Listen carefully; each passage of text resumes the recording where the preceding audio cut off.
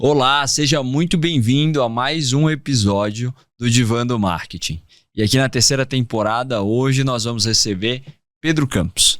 Ele que foi responsável pelo marketing da marca KitchenAid em diferentes regiões, África, Europa e também Oriente Médio. E agora, de volta no Brasil, ele está trabalhando no marketing ponta a ponta, onde ele atua como consultor e também como educador com alguns cursos. Pedro, estou super feliz de te receber aqui. O Divã é esse espaço onde a gente compartilha tudo que deu certo, que deu errado, sem nenhum julgamento. E como eu sempre falo, né? Aqui não é terapia, mas é muito terapêutico. A gente sai mais leve dos episódios. Sai mais leve hoje. Obrigado, então, Victor, pelo convite. Legal. Conta pra gente o que te traz pro Divã. O que me traz pro Divã? Bom tema esse, né? Cara, uma coisa que eu acho que eu tô meio assim, se eu tivesse que sentar no divã, deitar no divã do marketing e reclamar mesmo, falaria que eu não tô mais aguentando falar que a gente falar de propósito. O tal do propósito. O tal do propósito, do Golden Circle, do Simon Sinek. Cara, se eu ver esse círculo de novo... Como se diz, já é gatilho, já me gera um gatilho. Senhora, o cara começa com os desenhos, o círculo no flip chart, eu já caio pra trás da cadeira, falando, não acredito. Aquele vídeo do Simon Sinek, que é um negócio assim, o tanto loucura, que ele viralizou. Loucura.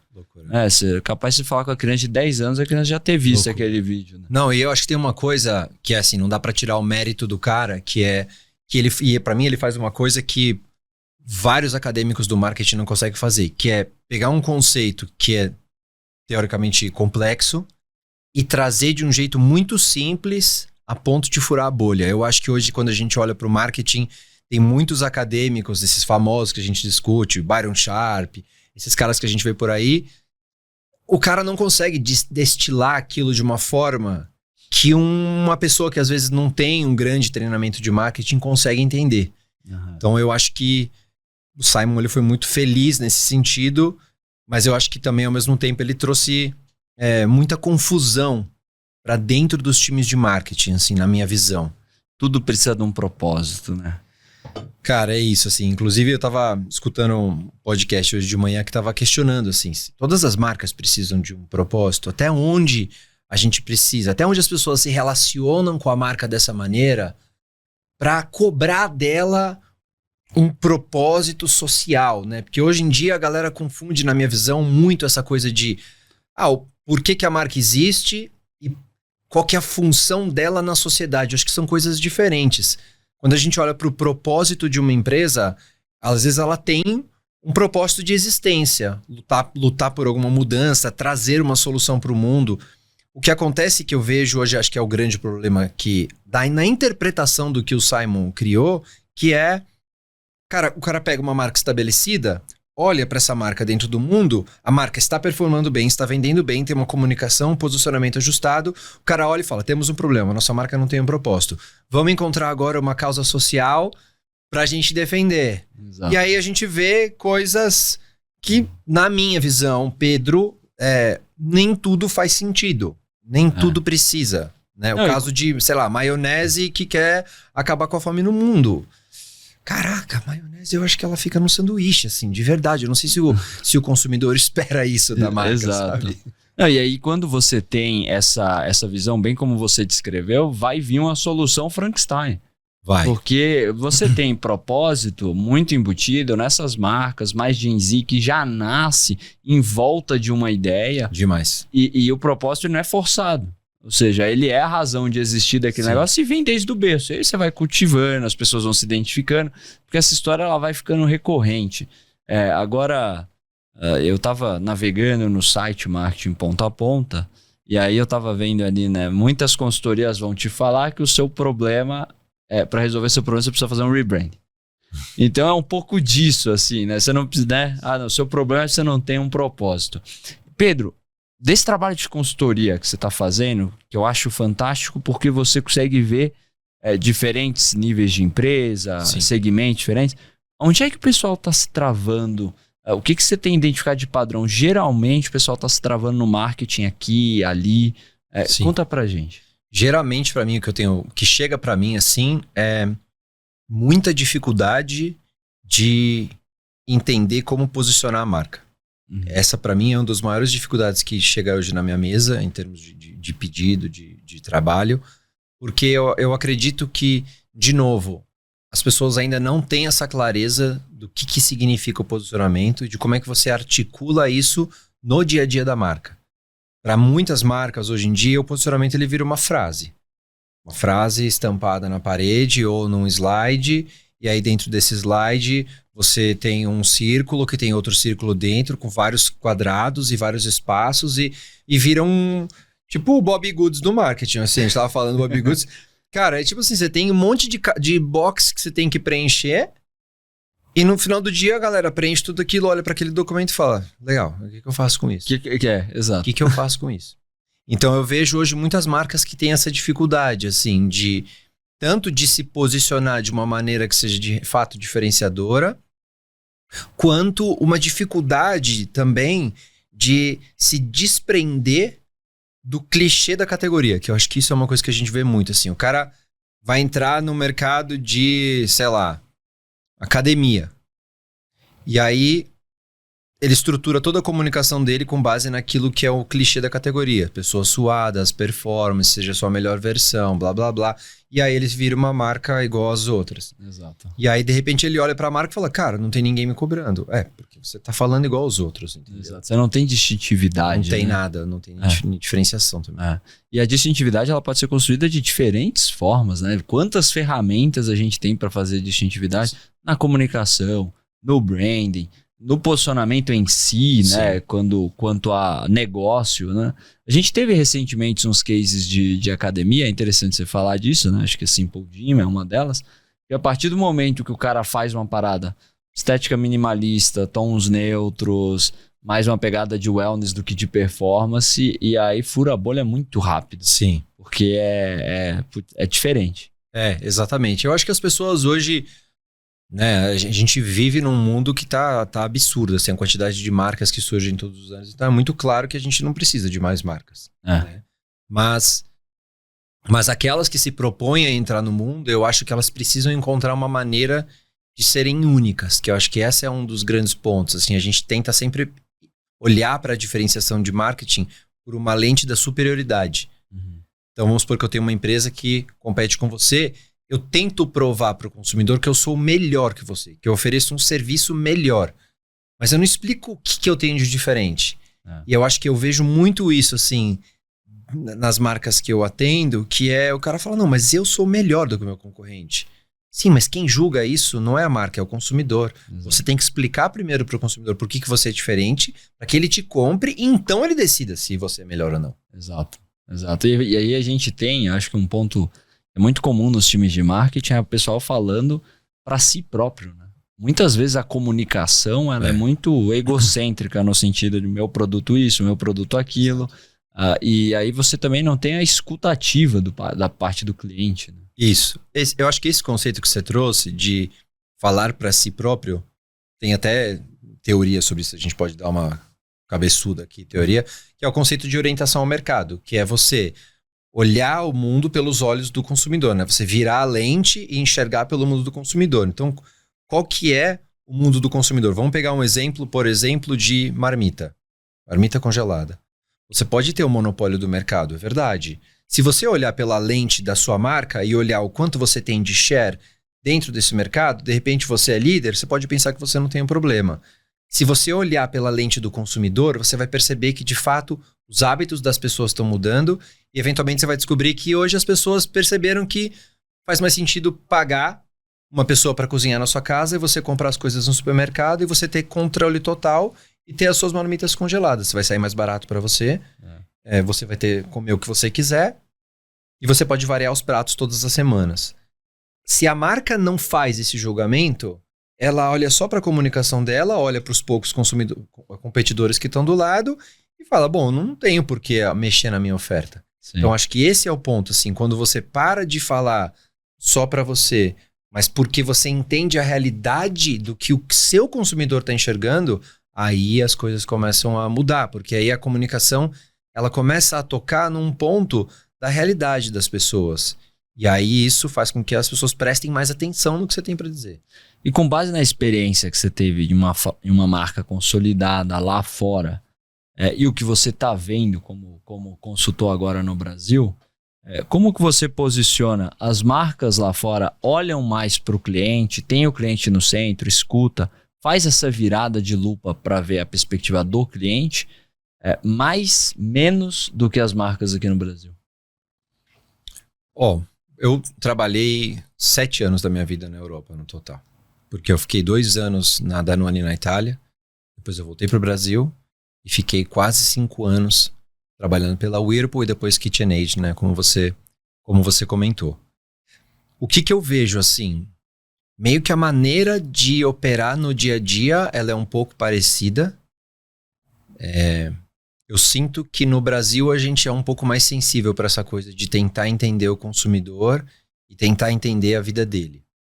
Na Europa, eu acho que eles têm algumas cabeças um pouco mais fechadas de tipo assim, eu já sei como é a vida do cara porque eu vivo aqui. Que é o maior erro de todos, né? Do profissional de marketing. Achar que a realidade dele é a do cliente. Reflete a realidade do cliente. Ou, sei lá, eu trabalhei, por exemplo, numa marca, na Danone, que era uma marca de redução de colesterol. Super difícil. Target mais velho, um target que não é o meu, não sou eu, né? Eu não sou, graças a Deus não sofro com isso, mas é um problema de saúde, né? Um iogurte que ajuda a reduzir o colesterol, ajuda, não que reduz, ajuda. E eu escutava muito isso, assim, não, porque o meu tio tem isso, porque o meu pai, legal a gente ter isso como referência, mas vamos pegar essas experiências pessoais nossas e vamos levar para o mercado e testar a hipótese para entender se é verdadeiro. Porque quando você entra ali no grupo de pesquisa, sai cada coisa que você fala assim, caraca, tô dentro de uma bolha que eu nem imaginava. Sim. Eu acho que essa é a beleza de você testar. Então, quando eu olho um pouco para a perspectiva na Europa, depende dos países. Eu acho que tem países que são um pouco mais para frentex, assim, de entender consumidor, tipo Londres, UK, Reino Unido, eu acho que tem muitos cases de marketing de lá, a escola é muito forte lá, você tem vários institutos e tal. Aí quando você vai para alguns países um pouco mais tradicionais, um pouco menos, assim. E eu acho que no Brasil a gente, cada vez mais, apesar de ser um clichê, esse conceito de entender a sua audiência,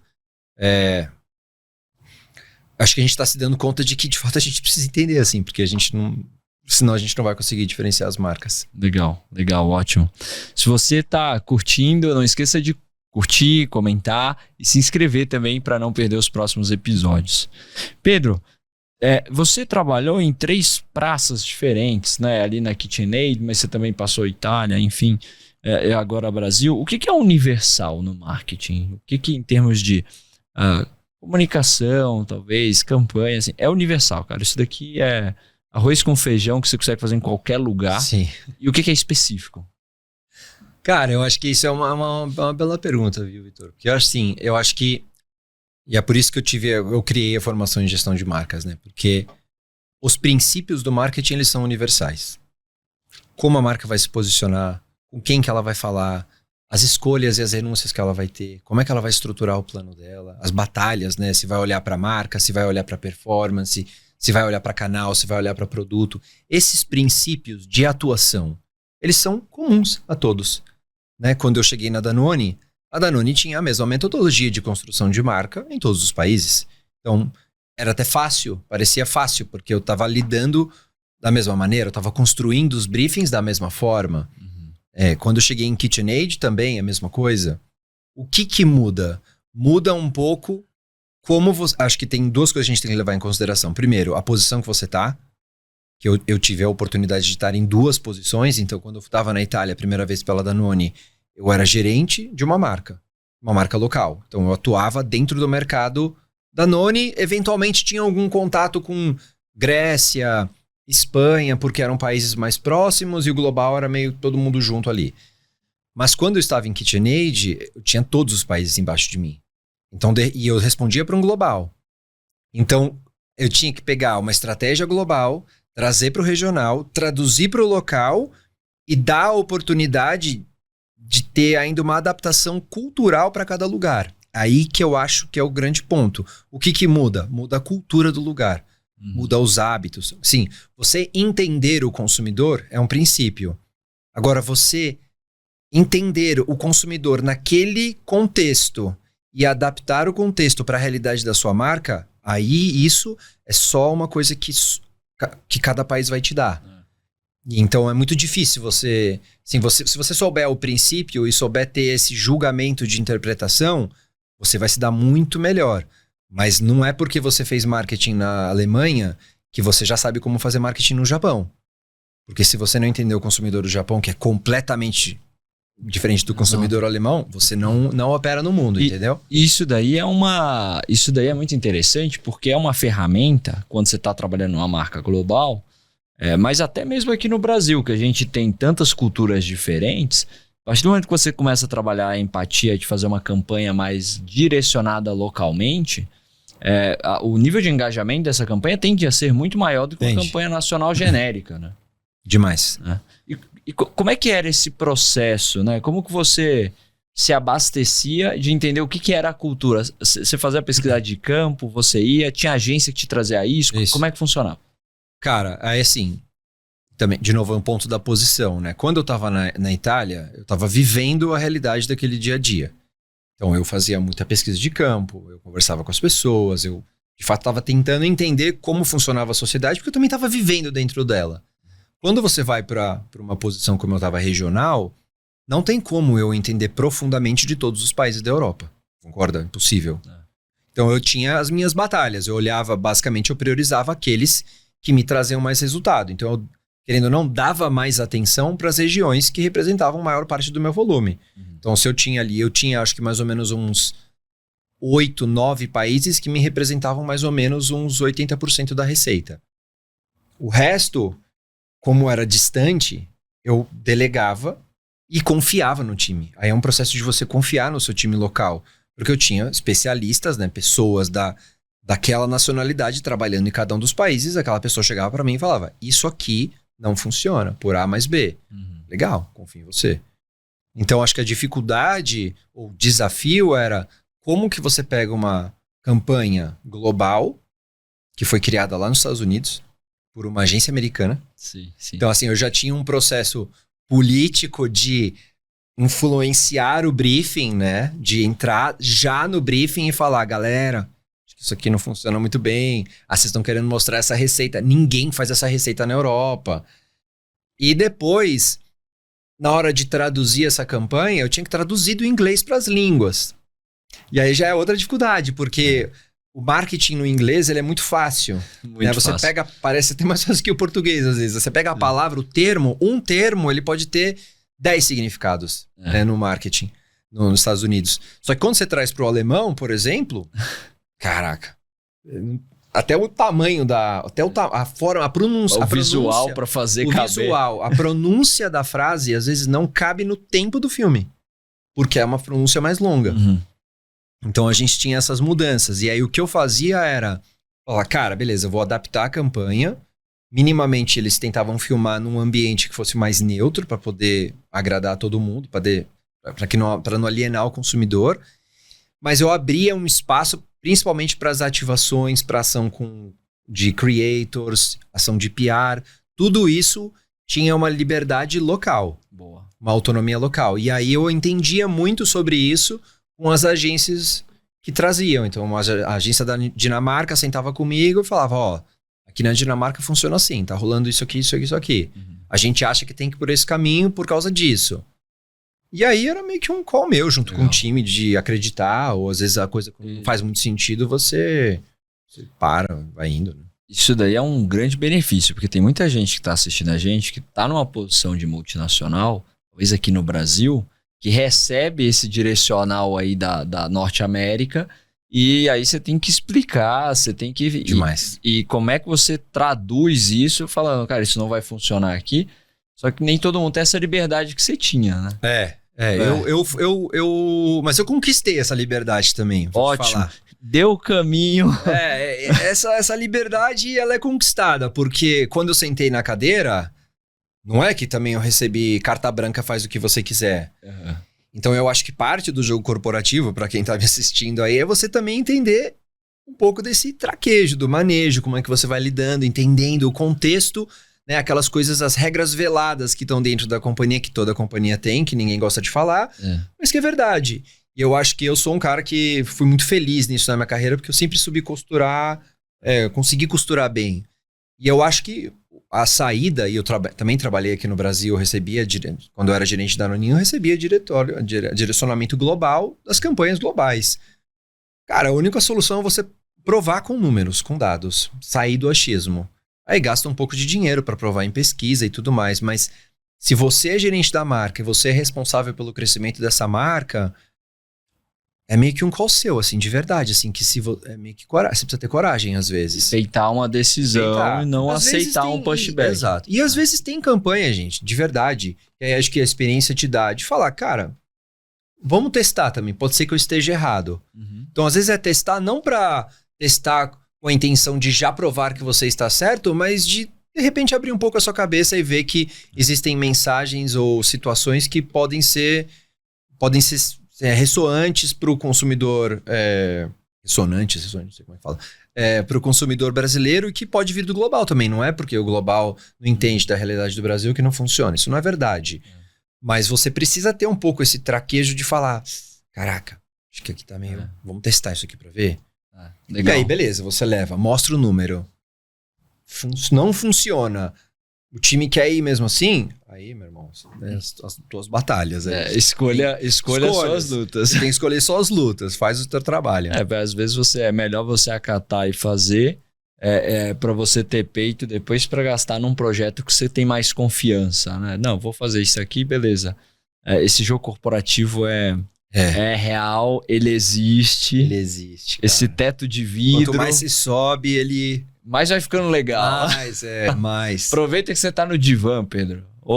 Pode ficar à vontade. Não, é assim, eu sempre falo pros meus alunos, cara. Regra número 1 do corporativo, assim. Essa regra, se você que tá em casa me escutando aí, você aplicar na sua vida, a tua carreira pode mudar, que é jamais surpreenda. Jamais surpreenda. Vai entrar numa reunião difícil. Vai levar um assunto difícil. Esse assunto difícil já foi tratado antes da reunião. Exato. Na reunião você já tem umas 2, 3 pessoas alinhadas com você, ou que discordam de você, mas que você sabe e que você vai dar um jeito de... Pelo menos você pegou a informação antes, você vai levar pra reunião para que a discussão seja mais produtiva. E eu já bati tanta cabeça nisso, Vitor. De achar que a minha ideia era incrível e jogar lá no meio do board, e aí um fala assim, não concordo. Eu também não. Morreu sua ideia, acabou o projeto. Então eu já vi projetos passarem, porque eles foram muito bem, o termo que a gente usa, né? O azeitado, assim, ele foi muito bem ali contornado. E eu já vi projeto bom morrer, porque às vezes tem alguém na sala que tem um poder de voz maior e você ali não se preparou, não tinha os argumentos. E aí, assim, você voltar àquela discussão é difícil, cara. Aí você vai ter o dobro do trabalho depois, que você vai ter que contornar por fora, trazer pra dentro. Então, acho que a habilidade do marqueteiro tem um pouco essa, assim, de como vender a sua ideia também dentro da empresa. E no mundo corporativo você tem créditos, né? Você também não pode gastar muito crédito. Esse é um bom ponto, cara. Você tem créditos. Se você chega no final dos seus créditos ali, de repente você recebe um convite. Essa referência dos créditos é boa, cara. Porque, nossa... trazendo para o contexto de marca e marketing, tem uma passagem de um vídeo do Steve Jobs que eu acho muito interessante, que ele fala que a gente tem a nossa conta da marca, né? O nosso branding account, assim. E aí, a cada ação que você faz, você está depositando. Né? E a cada erro que a sua marca faz, você faz um saque. Total. E você tem que cuidar desse saldo, né? Eu queria entender... do trabalho que você fez na KitchenAid, que você trabalha, a gente estava comentando um pouco antes, é uma marca premium. Como é que a gente sustenta algo premium? Porque muitas vezes a gente vai ter uma diferença ou outra de funcionalidade, mas o premium ele vai se sustentar mais no aspecto inspiracional, aspiracional, ou seja, senso de comunidade, de ego, que são coisas mais intangíveis, né? O que você traz assim, de experiência sustentando uma marca premium por tanto tempo, em tantas praças? Sim. Eu acho que é uma boa pergunta mesmo. Porque assim, quando eu olho para a história de KitchenAid, e KitchenAid é uma marca que se estabeleceu com uma batedeira. Foi a primeira batedeira do mundo. Mais de 100 anos, criada lá nos Estados Unidos. E foi a batedeira de todos os programas de cozinha, cooking shows, Masterchef, todas as celebridades usavam. Virou uma peça de design da sua época e que resistiu ao espaço, ao tempo, né, praticamente. Mas o que a gente percebeu logo quando eu entrei lá era que KitchenAid era uma marca que não podia viver da sua herança do passado. Que acho que muitas marcas premiums vivem disso, assim, eu fui premium no passado, então eu vou ser para sempre. O consumidor novo, de verdade, assim, desculpa a palavra, ele tá cagando. Ele tá nem aí se você foi uma marca premium de 100 anos, que, cara, tô nem aí, me explica por que você é premium hoje. E aí eu acho que o desafio é entender como que a gente traz para o universo dessa marca associações que possam construir essa percepção de premium, né, no final do dia. E eu acho que isso passa muito por, cara, os eventos que você participa, os eventos que você está ou que você patrocina, as collabs que você faz. Então a gente começou a fazer muita collab com designer, por exemplo.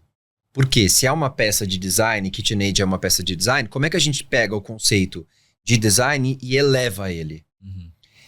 E acho que são esses questionamentos que um bom profissional de marketing precisa ter, porque uma coisa é você falar assim, cara, não, vamos lançar uma cor nova. Ah, legal. Vamos pegar a cor do Pantone do ano, vamos lançar. Né? KitchenAid, no caso, ainda tentava fazer a Color of the Year, né? Então tem a cor do Pantone, KitchenAid dos Estados Unidos tem a Color of the Year. Uhum. Menos famoso na Europa, muito famoso nos Estados Unidos. Então, de fato, tinham vários consumidores que esperavam a cor do ano de KitchenAid. Uhum.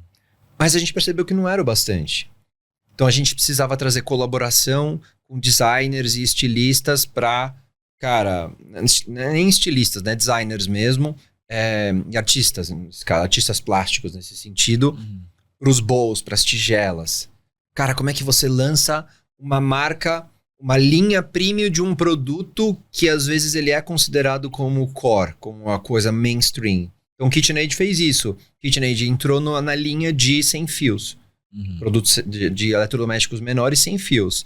Que na maioria do mercado, o que é? Você tem um fio, você conecta no cabo, conecta na tomada, deixa carregando, pega aquele cabo, joga na gaveta e usa.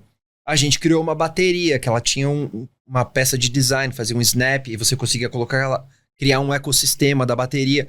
Então, são detalhes que você vai colocando na sua oferta que te garantem, eventualmente, poder sustentar esse argumento de premiumização, né? Não sei se esse é o termo utilizado. Mas isso é muito interessante. Eu respondi a sua pergunta. Não, total, porque a gente precisa pensar o que mais é o nosso produto, além da sua funcionalidade. Exato. E aí você traz essa questão do, cara, é uma decoração na cozinha. Tem que passar uma mensagem, né? Você chega na cozinha da pessoa, você vai ver o KitchenAid, isso tem que passar uma mensagem para sua visita, para quem você está recebendo. E entender também que até a função do design, eu acho que até a função e a maneira como as pessoas estão estruturando as suas casas mudou também. Então a gente via muito assim, no passado, KitchenAid ela tinha aquelas cores muito fortes, né? O vermelho, que é um dos mais famosos, porque ele era feito para chamar atenção mesmo. Isso. Então você tinha uma cozinha branca e você tem um negócio vermelhão ali que hoje o que as pessoas querem? Elas querem o que a gente chamava de seamless integration, que é tipo, tudo tá combinandinho perfeitamente e que não tem nada chamando atenção. Então até a tonalidade das cores dos novos produtos a gente tinha que repensar. Tanto que dentro de KitchenAid hoje, o maior debate é o que a gente faz com o vermelho. Exatamente. Porque é um vermelho que, teoricamente, se você olhar para o mundo, é um vermelho que já não funciona mais. E é a assinatura. E é a assinatura. Mas existe jeito de fazer isso. Por exemplo, você olha para uma Ferrari, por exemplo. Existe o vermelho Ferrari.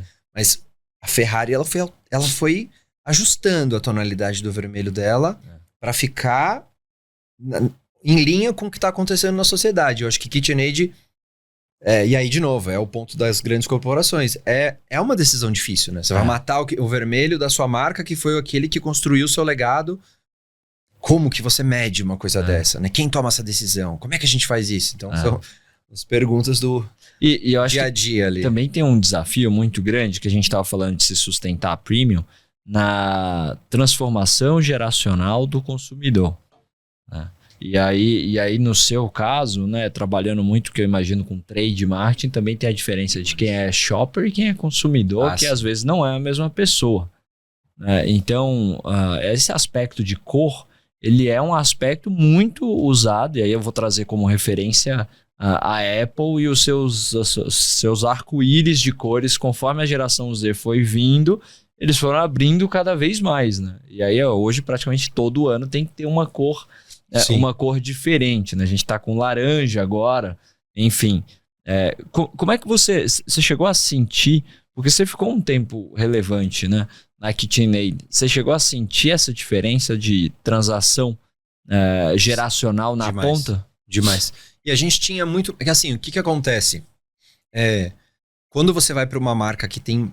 Apple ainda tem muitas cores, mas não tem tantas assim, né? E os caras têm a própria loja deles, então eles conseguem controlar a execução. Quando você vai para uma KitchenAid da vida, que tem 30 cores, o varejista, na negociação, ele fala, legal que você tem essas cores bonitas, eu vou colocar as que vendem mais. Então, a dificuldade nossa, como ali gerenciando a marca, era, caraca, se o cara colocasse essas cores que são mais diferentes, eu tenho certeza que isso construiria mais para a imagem da marca. Mas eu entendo também porque ele tem a pressão de volume dele. E aí era a grande batalha. Como é que a gente, então, compra um ponto extra dentro dessa loja e constrói toda a história de cor, controlando a execução. E aí a informação que a gente pegava muito sobre cor era principalmente no e-commerce, que era muito forte na Europa. E aí você consegue ter exatamente a preferência de cor por país. Legal. E grande parte do meu trabalho, e aí de novo, é aquilo que a gente falou, de você não surpreender, como que você vai construindo a história. A primeira coisa que eu fiz, uma das primeiras coisas que eu fiz, foi levantar, porque eu tinha curiosidade. Eu falei, cara, a gente fala muito do vermelho. O vermelho é o mais vendido no e-commerce? Porque, e aí esse é o ponto, é uma visão míope, você olhar para o varejo e falar, o vermelho é a cor mais vendida. Mas porque só tem vermelho, branco e preto. E quando a gente está num ambiente onde você tem várias cores, como é que o vermelho está performando? E aí a gente via que tinha outras tonalidades de verde, tonalidade de azul, uns cinzas diferentes. E aí que a gente começa a falar, cara, será que a gente não deveria começar a trazer essas cores para nossa comunicação, para que pouco a pouco a gente pudesse influenciar o próprio varejo a querer listar essa cor também. Exato. Então olha o pensamento de cadeia como um todo. Exato. Então a gente começou a perceber, obviamente, que essas cores diferentes, mais atualizadas, mais modernas, elas pegavam diferente a nova geração. E até os próprios millennials, assim, porque, cara, a gente vê o mundo se desenvolvendo e os nossos padrões mudam também. Exato. Então, era aquilo, assim, você tinha, às vezes, um consumidor que tinha a batedeira há 20 anos. O cara usava, assim, igual um louco todos os dias. Aí um dia a batedeira quebra, porque um dia ela vai quebrar. Se você usar igual um louco, como qualquer eletrodoméstico. Mas ela demorou 20 anos. Ela não vai pegar o vermelho. Ela fala, acho que agora eu vou pegar esse rosa diferente. Porque a minha cozinha tá mais assim, eu vou pegar esse rosa. Ou esse verde dessa cor aqui. Nessa textura, porque a gente começou a lançar textura diferente. Legal. E aí você solta, eu vou te falar, um dos lançamentos que a gente teve lá era um KitchenAid, chamava KitchenAid Evergreen. Que ele era verde, tipo assim, um pouco mais fechado, com uma tigela de madeira. Que é a que eu acho mais linda. Cara, e a gente, fez toda uma comunicação dentro da floresta. Cara, você não tem noção. O negócio esgotou. E aí tem uma história engraçada, porque a gente tava fazendo uma ativação no Oktoberfest, numa loja perto do Oktoberfest na Alemanha. E a gente tinha um varejista, né? O cara falou, cara, manda uma unidade pra mim, pelo amor de Deus, pra eu deixar na frente da loja. E eu não vou vender ela, que vai me chamar a atenção e vai chamar a gente. Depois eu, qualquer coisa, pego o pedido e encaminho essa cor. Mas essa unidade eu não vou vender. Aí, legal. A gente deixou lá, tava rodando. E aí, a gente foi fazer campo, né? Fazia bastante campo, visitava bastante as lojas. Outra coisa que acho que os marqueteiros não fazem tanto, eu fazia muito. Aí eu ia lá, olhei pro pedestal, tinha um bloco de madeira, cadê o produto? Falei, cadê o produto? Então, aqui a gente deu falei, eu não sabia falar alemão, eu falava, pô, pergunta pra ele, o que aconteceu? Aí o cara falava assim, não, então veio um consumidor aqui e ele me pagou uma quantia de dinheiro que eu não pude não vender. A batedeira custava 800 euros, como ela estava em falta, teve um consumidor que viu, o cara pagou 5 mil euros naquela batedeira, o cara tirou uma nota ali e ele vendeu. Ele falou, cara, não podia perder a venda. Eu falei, pô, fera. Então olha o impacto do design, entendeu? E aí enfim, quando a gente tá falando dessa diferença de ticket médio, aí você tá falando do premium, das percepções. Exato. O cara quer ter aquilo, né? Aí e você ele tá disposto a pagar. Que o cara quer mostrar pros outros, entendeu? Isso, exato. Que eu acho que é uma das dificuldades de algumas indústrias, né? Eu trabalhei a KitchenAid é da Whirlpool, e eu trabalhei também na linha Whirlpool, que na Europa é como se fosse a Brastemp aqui no Brasil. Uhum. E a grande dificuldade era isso, assim, cara. As pessoas vão na sua casa, você não quer mostrar o seu forno pra ela. Né? No máximo você mostra a sua geladeira. Se você tiver uma geladeira bonita, as pessoas vão falar, cara, que geladeira legal e tal. Mas ninguém olha pro seu forno e fala, caraca, que forno inacreditável. Então o grande pensamento era, como é que a gente faz um negócio assim? O que será que a gente pode fazer? Vamos colocar uma câmera dentro do forno que eventualmente pode conectar um celular do cara e o cara tá no jantar e ele só olha e mostra pros outros e todo mundo fala... Nossa. Então, e você precisa ter às vezes é impossível de fazer, mas você precisa ter esse pensamento, porque senão a marca, se ela pensar só na funcionalidade, vai ter uma hora que o incremento de funcionalidade ele chega no teto. Né? Você vai fazer um forno de pizza. Num ano é 300 graus, 350. Gente, a gente vai até onde com esse forno, entendeu? Até onde é relevante pro consumidor também, isso, entendeu? Porque daí você começa nessa busca por ciclo de inovação no produto, fazer funcionalidade que não faz nenhum sentido mais. E aí você começa a sobrecarregar de complexidade um produto que, na verdade, a gente quer simplicidade, né? Não, e você não consegue... O time de marketing ou de trade já não sabe nem mais do que falar. Como é que você constrói proposta de valor em cima de um produto que tem 20 funcionalidades? O que é mais relevante para o consumidor? E aí a gente entra no ponto de PNL, cara, será que a gente não está tendo muito gasto com um produto, com funcionalidade que ninguém está usando? São questionamentos que você precisa ter. E eu acho que um ponto que vale muito quem está nos assistindo também ver é como o Pedro comentou aqui, como o aspecto de cor, o aspecto de funcionalidade, ideias do marketing influenciando o produto e desenvolvimento, influenciando distribuição.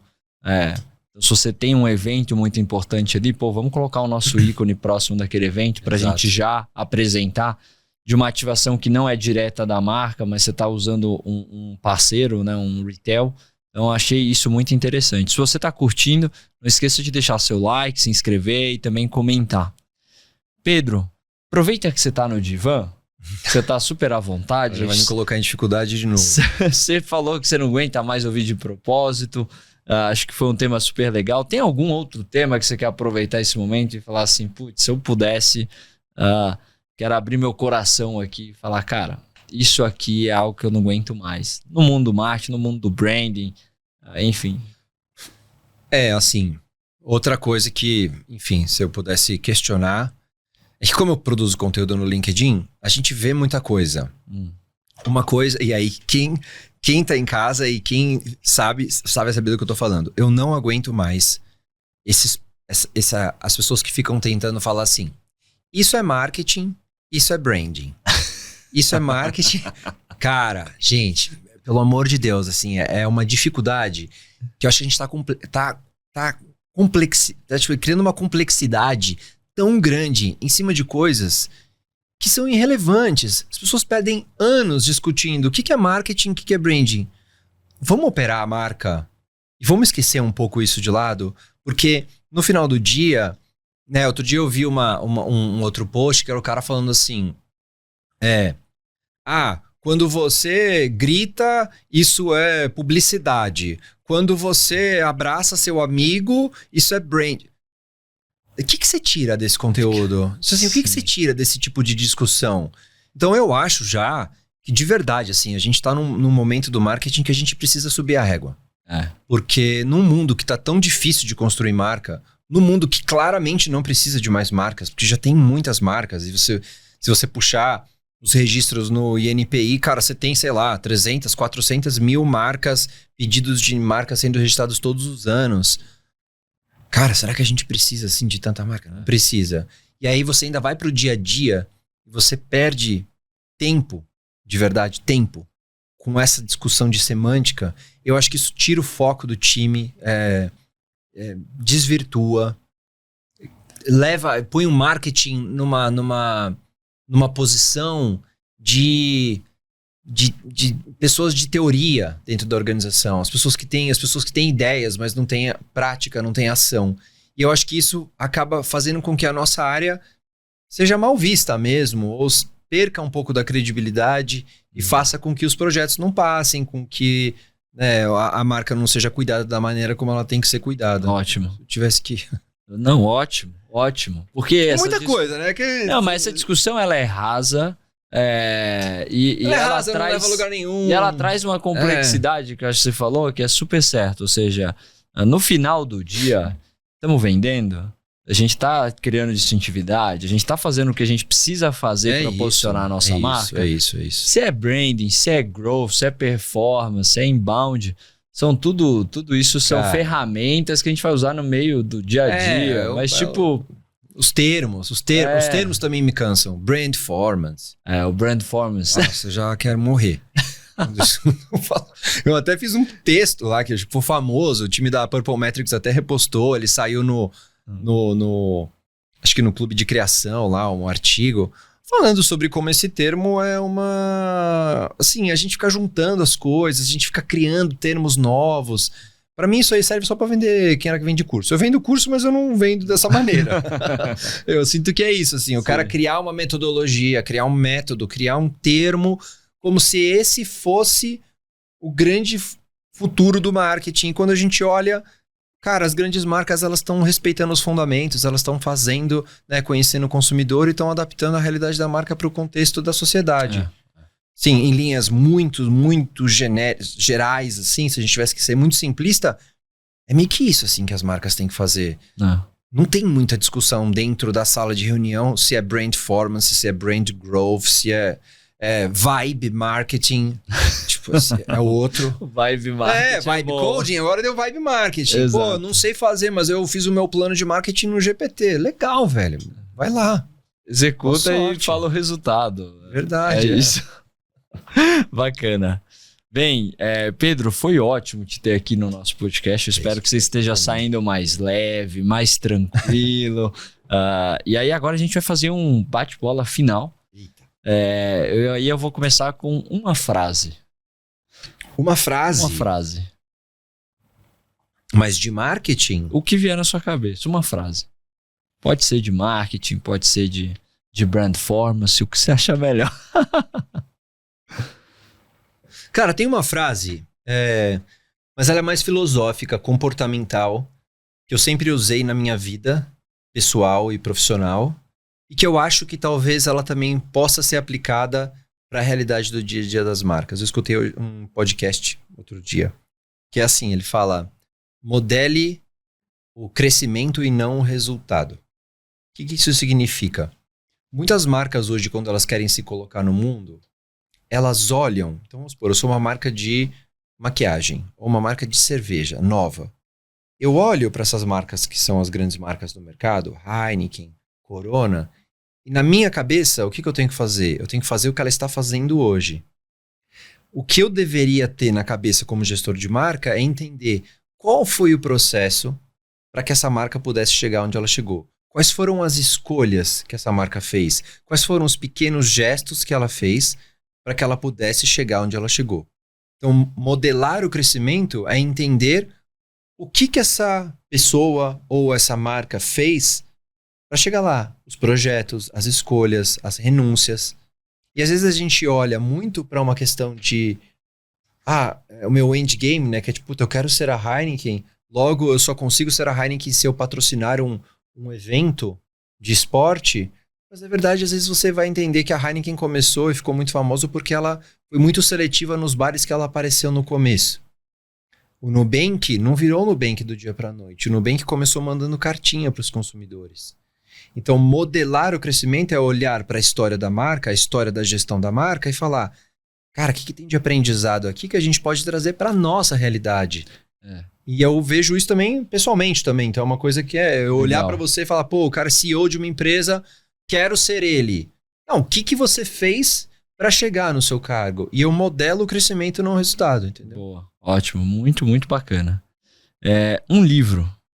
Eu acho que tem dois livros. Um livro que eu gosto de ler, já li várias vezes, que sempre me faz pensar, mais dark, comportamental, que é Crime e Castigo, do Dostoiévski, que eu acho que é um livro não é tão difícil de ler, e é um livro que fala muito sobre a maneira como a gente se coloca no mundo, assim, o poder da nossa consciência. Legal. E acho que tem um livro de marketing que eu recomendaria para todo mundo ler, que chama No Bullshit Strategy. Esse é bom também. Boa. Esse é bom livro. Eu li também esse livro. Ele tem que saber extrair. Não. Porque ele traz questionamentos interessantes, mas eu acho que nem tudo que tá lá é verdade. Mas é um bom livro, é um livro que te abre a cabeça. Legal. E eu tô lendo também aquele livro do cara da Ogilvy, Rory Sutherland, que acho que é o Alquimista, é isso? O Alquimista, alguma coisa acho assim. Acho que é. Que ele fala muito sobre você olhar o mundo por uma perspectiva, às vezes, não óbvia. Isso é muito legal de fazer. Boa. Nessa linha eu teria The Opposable Mind, de Roger Martin, que foi um livro que eu li recentemente. Não consegui até concluir a leitura dele, mas ele fala sobre como pensamentos opostos, não sendo um pensamento onde você tenha que escolher entre um ou dois, né? Como é que você faz os dois ao mesmo tempo e cria a partir desse pensamento oposto algo diferente? Legal. Opposable Mind, muito legal. Legal. Por fim, uma inspiração. Eu não sei se eu tenho uma pessoa específica que eu me inspire, assim. Acho que, obviamente, duas pessoas que me inspiram é a minha esposa e a minha filha. Legal. Isso, ótimo. São as pessoas que... Eu acho que hoje eu não olho pra ninguém específico e cultuo essa pessoa e falo, quero ser ela. Eu acho que eu tenho várias pessoas que eu olho na minha vida e eu falo, caraca, essa característica eu gostaria de ter mais em mim. Me inspira. A fé, essa pessoa ela é muito carismática. Essa pessoa olha pro mundo de um jeito que eu não consigo olhar ainda. Mas eu acho que no dia a dia, duas pessoas que me inspiram. A minha filha e minha mulher, com certeza. Que legal. Pedro, fica à vontade para deixar seus recados finais. Como que o pessoal te acompanha? Como que o pessoal pode entrar em contato contigo? Tá bom. Então, primeiro de tudo, obrigado pelo convite. Fiquei muito feliz. Espero que eu não tenha infringido nenhuma regra com a minha sinceridade um pouco demasiada. Mas, cara, para quem acompanha meu trabalho, eu produzo muito conteúdo no LinkedIn. Tô sempre lá, Pedro Campos. Também tô no Instagram, Pedro Campos com 2 S no final. Estamos tentando agora entrar em outras redes sociais. Já tem a newsletter do Marketing de Ponta a Ponta no Substack. Legal. O canal no YouTube do Marketing de Ponta a Ponta. E eu acho que fica o convite para quem estiver assistindo para conhecer a formação em gestão de marcas também, que é um lugar onde eu posso, de fato, ensinar tudo aquilo que eu aprendi nesses anos de multinacional, nesses anos ali nas trincheiras, sendo treinado pelas grandes marcas. Então, acho que dos alunos que eu tenho, muitos estão muito contentes, assim, porque eu acho que a gente está elevando o nível do marketing. Que legal. De novo, obrigado pelo convite. Que ótimo. Espero que você tenha gostado aí também. E tenha visto que muitas coisas que você pode pensar, talvez não é só você que está pensando. Tem o Pedro aqui que também compartilha do seu pensamento. Não esqueça de deixar o seu like, se inscrever para acompanhar os próximos episódios e também de comentar. E a gente fica por aqui. Até a próxima.